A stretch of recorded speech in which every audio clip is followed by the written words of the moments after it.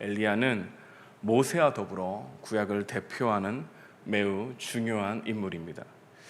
엘리야가 활동했던 시대는 북이스라엘 와방 시대입니다. 바알 신을 숭배했고 이세벨이 득세했던 그 시대에 활동했던 선지자가 바로 엘리야이죠. 엘리야 이야기에서 가장 흥미롭고 사람들에게 잘 알려진 이야기는 바로 갈멜산에서의 전투일 것입니다.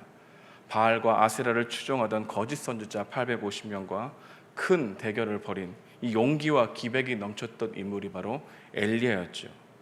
엘리야는 하나님이 자신과 함께하고 있다는 것을 알았습니다. 그래서 언제나 자신감이 넘쳤습니다. 재물 위에 물을 붓죠. 그리고 하나님께서 하늘에서 불을 내려 물에 젖은 이 재물을 태울 것이라고 하는 믿음도 있었습니다. 그리고 하나님이 그의 믿음대로 그렇게 행하셨죠.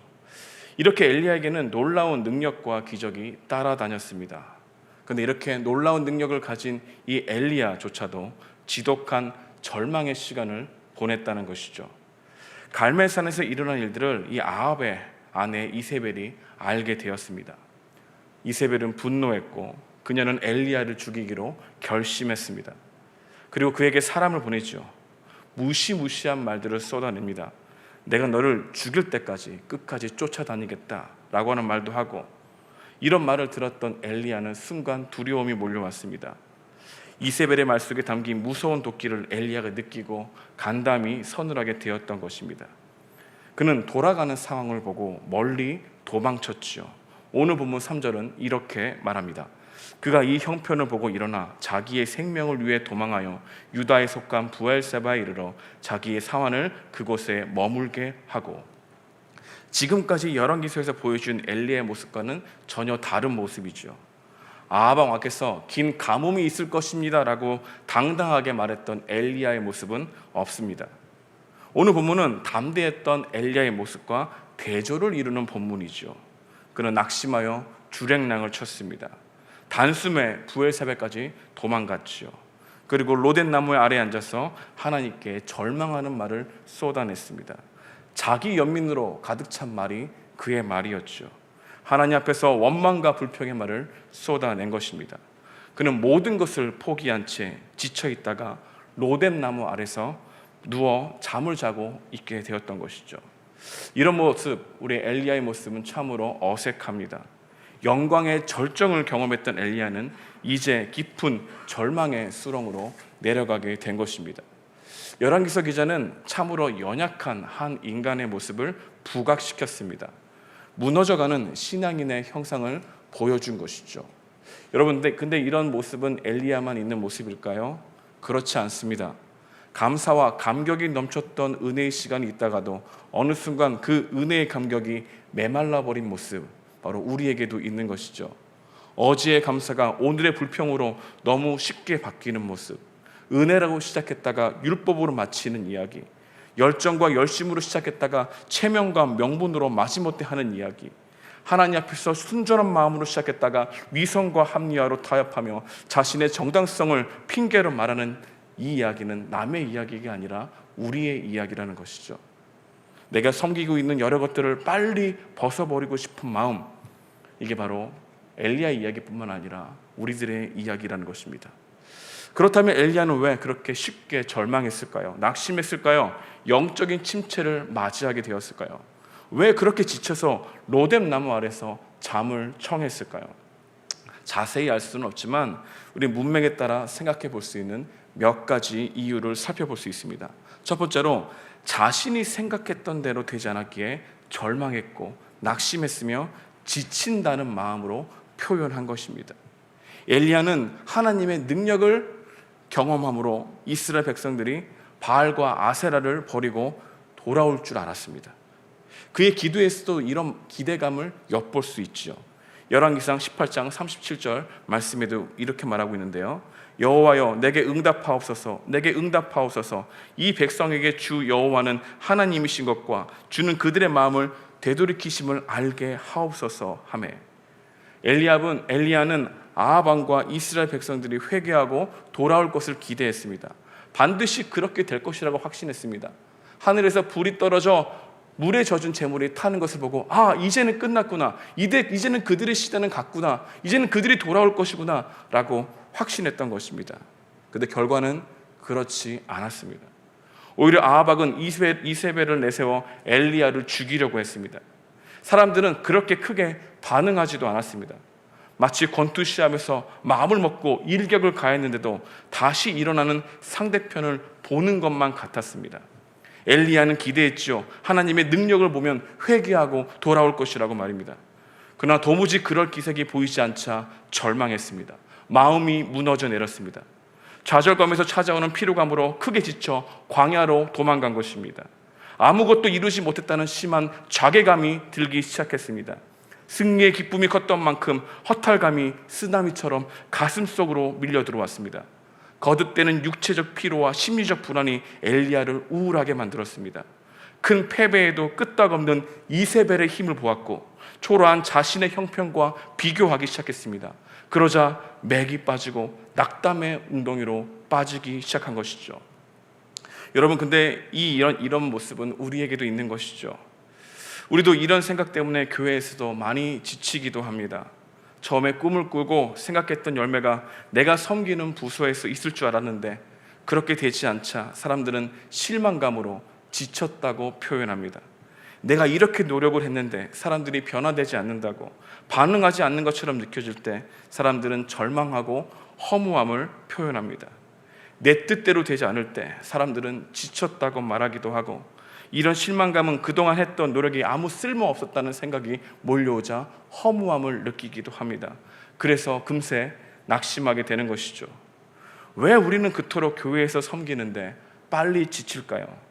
내가 거두려고 하는 마음이 많기 때문입니다. 빨리 열매를 맺고 싶어하는 조급함이 많기 때문에 쉽게 지치는 것이죠. 내가 원하는 대로 사람들이 움직여지지 않자 낙심하게 되는 것입니다. 내가 통제하고 싶은 계획대로 안 되기 때문에 불평과 원망을 쏟아내죠.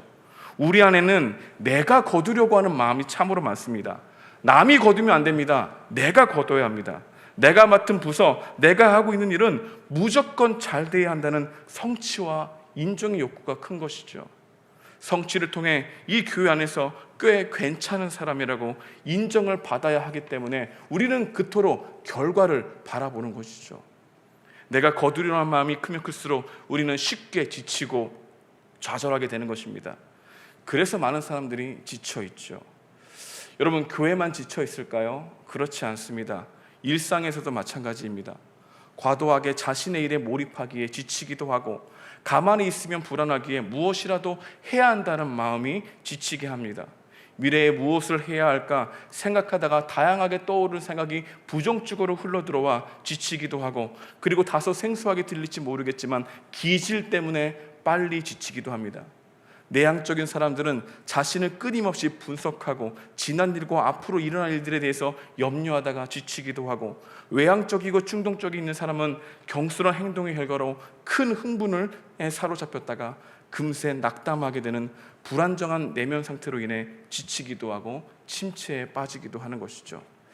또한 우리의 세상은 우리를 지치게 합니다. 무엇인가 소유하려고 하는 인간의 욕심과 탐욕은 필요라고 하는 명령 아래 더 많이 소유하고 더 많이 사용하고 더 많이 먹고 마시기를 요구하고 있는 것이죠. 그래서 끊임없이 일용할 양식이 아닌 잉여 양식을 획득하려고 하기에 끝없는 불안에 좌절하고 지치게 되는 것입니다. 이게 바로 첫 번째 이유인 것이죠. 두 번째로 엘리야는 왜 그렇게 쉽게 절망했을까요? 낙심했을까요? 이렇게 정의를 위해 발버둥 치는 자가 나 외에는 없다고 생각했기 때문입니다. 엘리야가 쉽게 낙심하고 절망하여 지쳤던 이유는 홀로 남았다고 하는 고독감 때문이었습니다. 그의 고백을 보십시오. 하나님, 나 하나만 남았다고 말합니다. 바알에게 절하지 않고 꿋꿋하게 정조를 지킨 사람은 나뿐이라고 생각하고 있지요. 그 생각이 절망으로 치닫게 했다는 것입니다. 이를 홀로 감당한다고 생각하고 있을 때 우리는 쉽게 절망감에 빠지죠. 엘리야도 마찬가지였습니다. 그는 홀로 있다고 생각했죠. 그렇게 생각하자 아합과 이세벨, 바알의 세력 앞에서 스스로 역부족이라고 생각하며 좌절했던 것입니다. 여러분, 우리도 선한 일을 할 때 낙심하는 이유가 이와 같지 않습니까? 내가 이런 미미한 일을 한다고 해서 이 세상이 변혁되지 않을 것 같은 생각이 우리를 낙심하게 만들죠. 그래서 일에 대한 허무함을 느끼기도 하는 것입니다. 세 번째로 엘리야는 왜 그렇게 빨리 낙심했을까요? 절망했을까요? 그 이유는 교만했기 때문입니다. 엘리야가 교만했다고 하는 가장 큰 증거는 그의 고백 안에 담겨져 있습니다. 엘리야는 로뎀나무 아래에 앉아서 이렇게 말했습니다. 4절입니다. 나는 내 조상들보다 낫지 못하나이다 하고, 그는 이스라엘의 믿음의 선진들과 자신을 비교하기 시작했습니다. 그들에 비해 바알의 종교를 완벽하게 내쫓지 못했다는 생각이 많았던 것이죠. 그래서 엘리야는 무능한 선지자와 다름이 없다고 생각했습니다. 그러자 무기력한 마음이 찾아오게 되었고 그 마음을 묵상하기 시작한 것이죠. 엘리야 마음에는 내가라고 하는 생각이 가득했습니다. 내 힘으로 안 된다고 생각하니 쉽게 낙심하고 절망한 것이죠. 그 중심에는 하나님의 힘이 아닌 나의 힘을 의지하는 교만함이 있었던 것입니다. 하나님이 하신 사역에 자신이 지분이 있는 것처럼 생각했습니다. 엘리야는 자신이 어떤 긍정적인 변화를 제공하지 못하여 실패한 것이라고 생각한 것이죠. 여러분, 교만은 크게 낙심하게 합니다.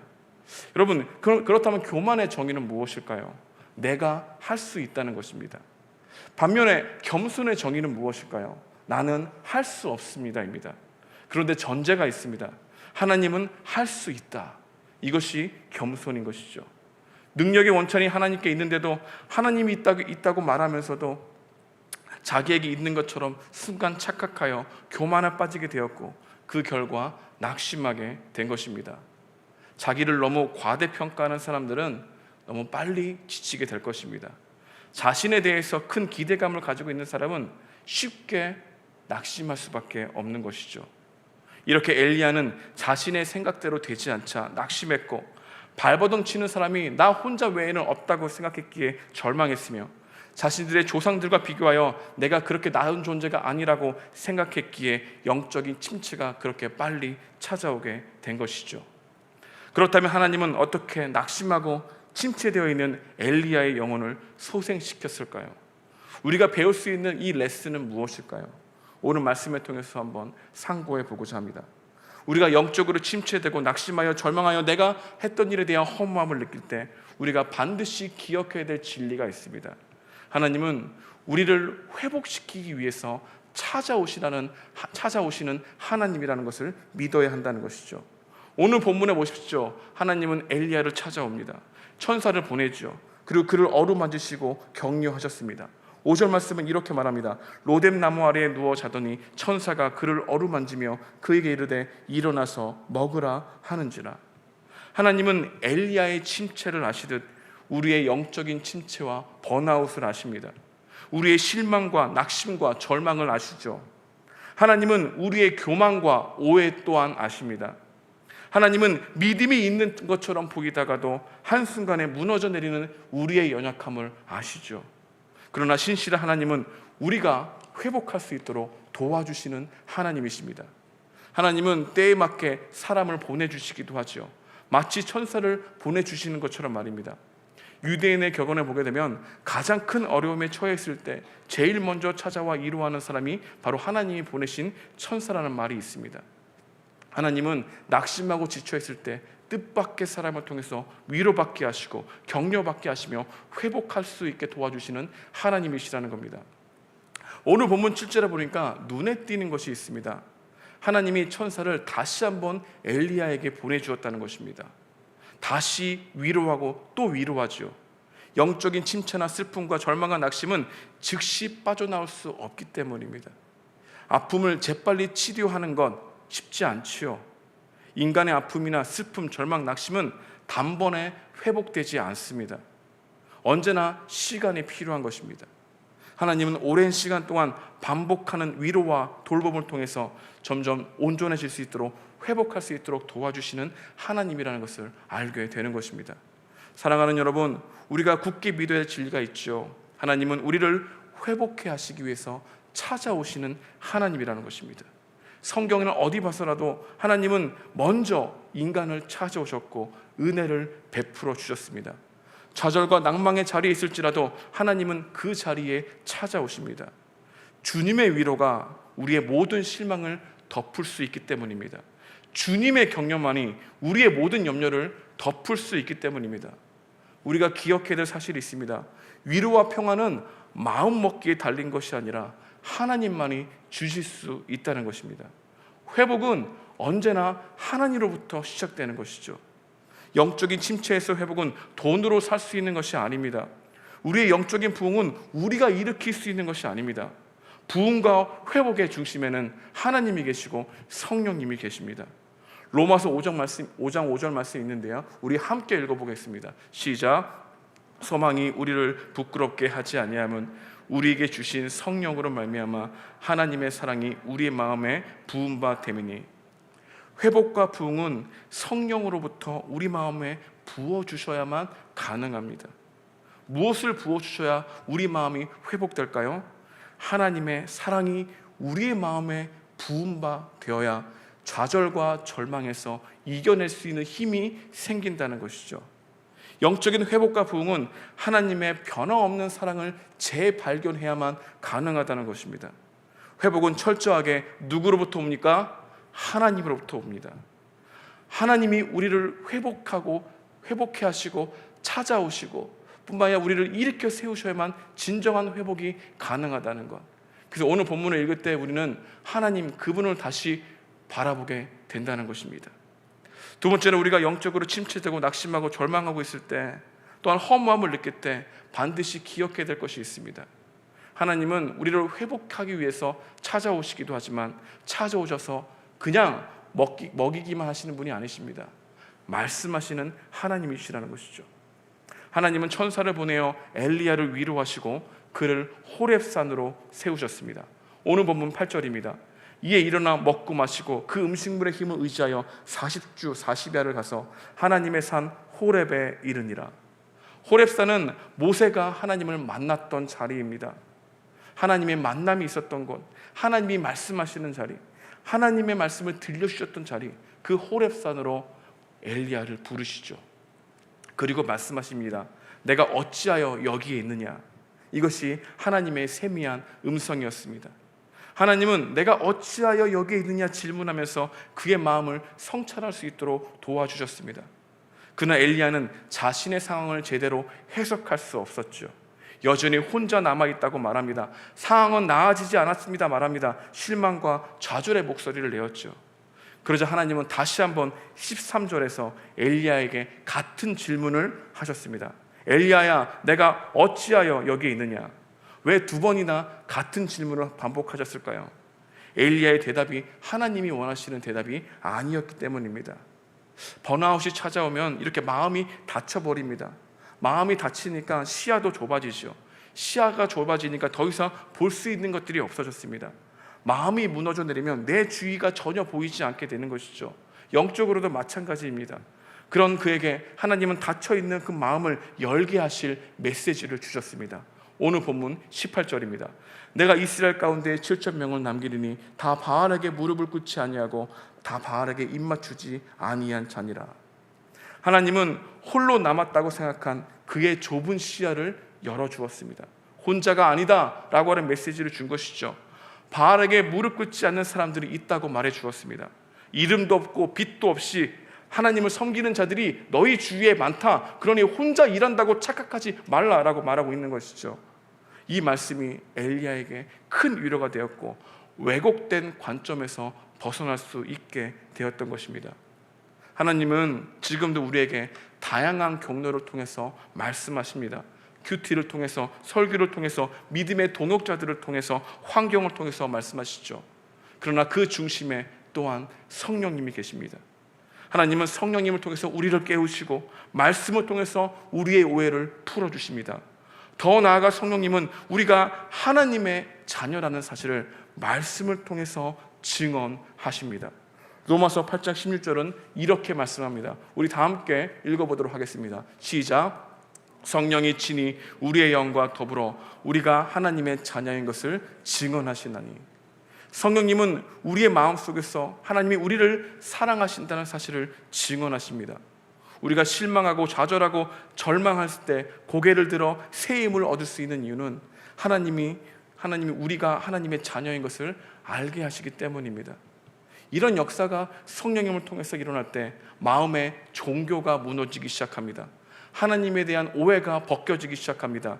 그리스도의 사랑이 크게 들려지기 시작합니다. 예수님이면 충분하다는 생각이 밀려옵니다. 이런 마음은 누구로부터 오는 걸까요? 성령 하나님이십니다. 기독교 역사를 살펴보게 되면은 부흥이 있을 시대에 두 가지가 항상 있었습니다. 복음이 바르게 선포되고 성령이 역사하실 때 교회는 폭발적으로 성장했습니다. 성령님만이 부흥을 일으킬 수 있는데 그 성령님은 어떤 성령님이시냐? 그리스도의 사랑을 알게 하시고 그 사랑을 통해서 우리가 하나님의 자녀라는 것을 증언하셔서 그분으로 충만케 하는 그 일을 이루어가실 때 교회가 부흥의 역사가 일어나고 회복의 역사가 일어났다는 사실을 알게 되는 것입니다. 그런데 문제가 무엇입니까? 문제가 너무 크게 보이고 하나님이 너무 작게 보이는 것이 문제입니다. 만약 하나님이 우리에게 베풀으신 은혜가 우리의 미래의 보험 정도로만 여겨지고 있다면 우리는 모두 영적으로 침체되어 있는 것입니다.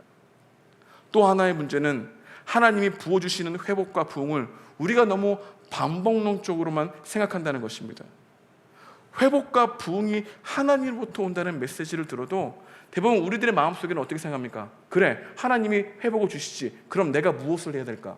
내가 해야 될 것은 무엇인가? 내가 어떤 노력을 해야 될 것인가? 다 내가 어떻게 해야 하는가? 반복론으로 빠지는 경우가 많습니다. 이런 반복론은 마치 성령 충만을 받고 부흥을 경험하는 것을 공식으로 만들어버립니다. 어떻게 하면 성령 충만함을 받게 되는가? 수많은 이론과 도구들을 만들게 되는 것이죠. 내가 이렇게 하면 하나님의 사랑에 부음바 될 거야. 내가 이렇게 하면은 영적으로 회복과 부흥이 일어날 것이라고 확신합니다. 하나님이 우리를 회복시키신다고 하는 이 주권적인 일하심을 믿고 의지하기보다 내가 어떻게 해서든 이 은혜를 획득하고자 하는 노력과 열망이 강해지게 되죠. 근데 그런 회복은 진짜 부흥이 아닙니다. 종교적인 현상입니다. 근데 우리는 바로 이 부분에서 항상 갈림길에 서 있다는 겁니다. 여러분도 부흥을 원하십니까?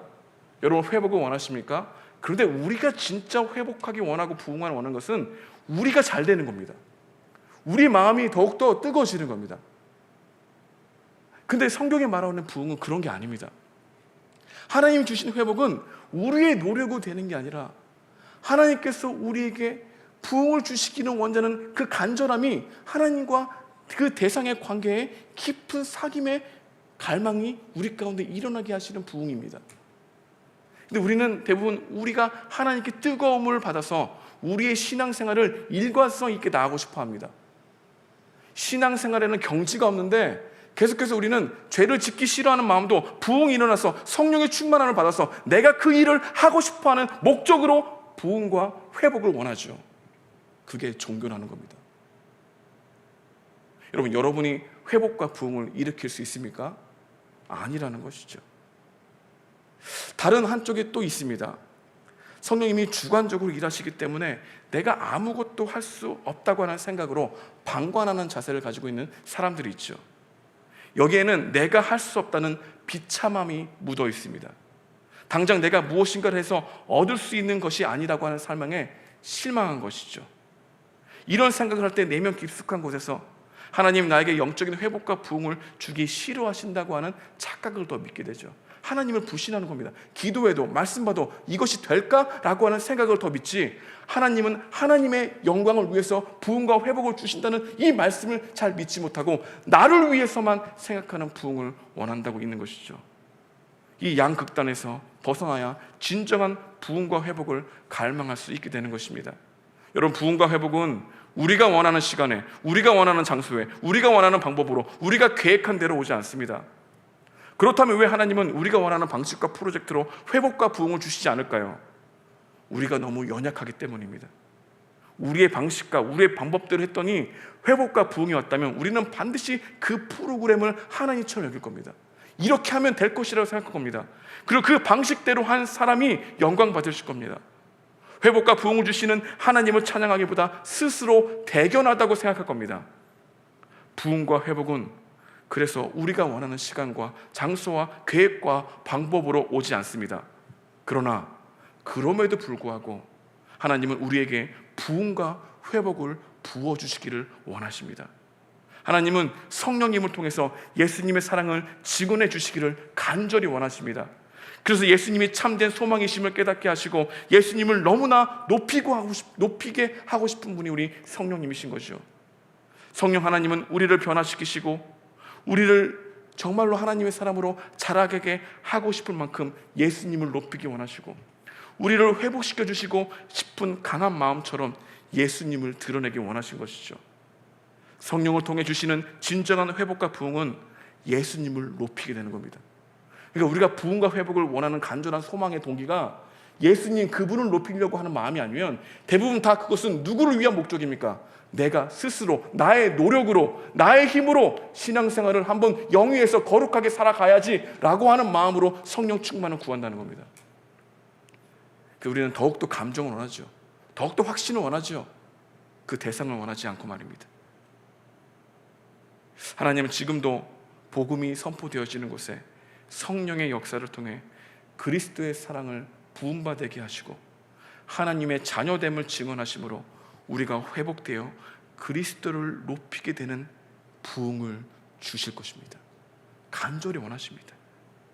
그렇다면 우리는 회복과 부흥을 위해서 무엇을 믿어야 할까요? 하나님이 우리를 찾아오신다는 것을 굳게 믿어야 합니다. 하나님이 우리를 찾아와 말씀하신다는 것을 또한 믿어야 합니다. 더 나아가 하나님은 성령을 통해서 우리에게 은혜를 베푸셔서 예수님을 높이기 원하신다는 것을 의견이 아니라 진리로 받아들이는 것입니다. 그리고 그 약속을 믿고 하나님을 갈망하면 하나님의 시간을 기다릴 수 있습니다. 언제 회복과 부흥이 있을까? 시간과 장소를 생각하기보다 내가 지금 드리는 기도와 간구가 진짜 회복을 원하는 것일까? 그 마음의 동기를 살피는 게 어쩌면 하나님의 부흥을 경험할 수 있는 지름길인지도 모르겠습니다. 예수님을 높이기 위해서 회복과 부흥을 갈망하십시오.